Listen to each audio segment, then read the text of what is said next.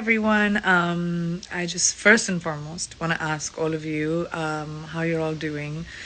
Like I said, this is a crazy time in the world, and I'm actually really punctual. I just realized it's 3 o'clock, and I said that I'm going to do this live at 3, and here I am. Well, I'm actually excited about this live today because I, if you remember last week, I had made an announcement, and I was talking about the fact that I was working on this campaign with Bon Viv spiked seltzer, and obviously with everything that's happening in the world, it doesn't make any sense. So we decided to use those resources to commemorate women around the world that are that are on the front lines doing some work. So we're taking those resources and making a contribution in these women's lives. And I had asked all of you guys to send me nominations of women that you know and their stories. So we have 4 that we want to commemorate this week, who have incredible stories, and I really want to share them with you. I've posted about them and a little bit about their stories, but I wanted to read their letters from their nominees. So the first one is Emily, and Emily's from Kentucky, and she was nominated by her sister, Vanessa Ulm.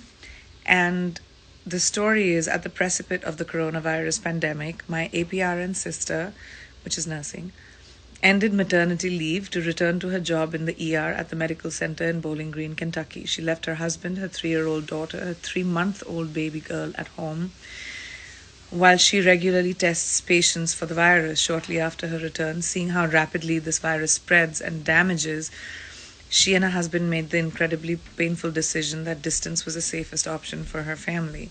They packed up essentials, and she sent her family across state lines to temporarily live with other family members. She's tired, she's alone, and she desperately misses her family.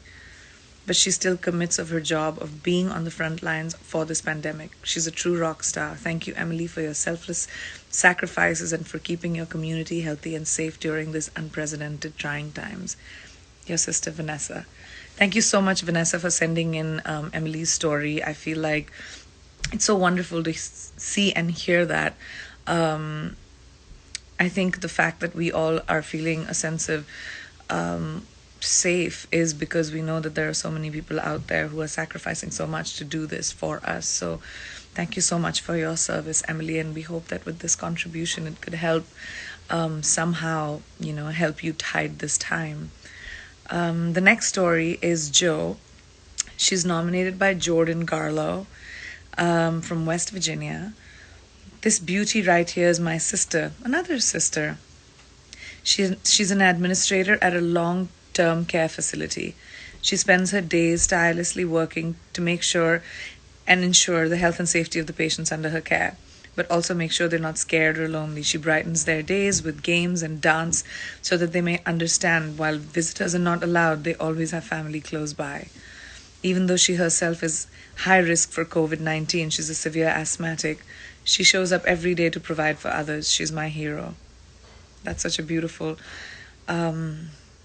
story. I'm a severe asthmatic too, and I understand by my doctors.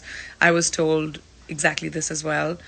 So that is incredible, and what a wonderful story. Thank you so much, Jordan, for sending us your sister's story. And I salute you, Jo. Thank you for doing what you do. It's really important for us to find joy in whatever we have, and to be able to feel a sense of normalcy. The third story is Jaya, and Jaya was nominated by Priya Vora from Virginia.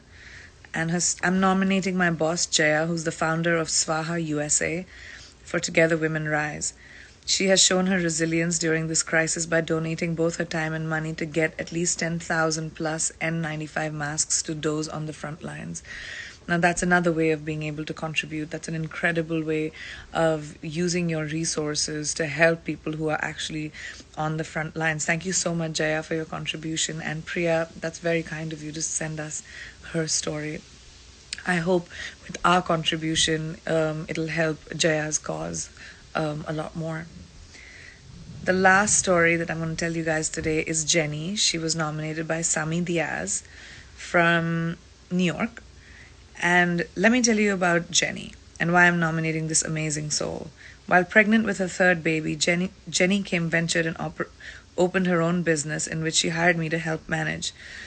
Since then, I grew not only to love and admire her for her strength, resilience, but when you think she's done, she does more. Jenny started as one of the largest Facebook communities for her parents at over 10,000 members and counting. Jenny is my friend and mentor, and I'm not surprised in this scary time she rose to help.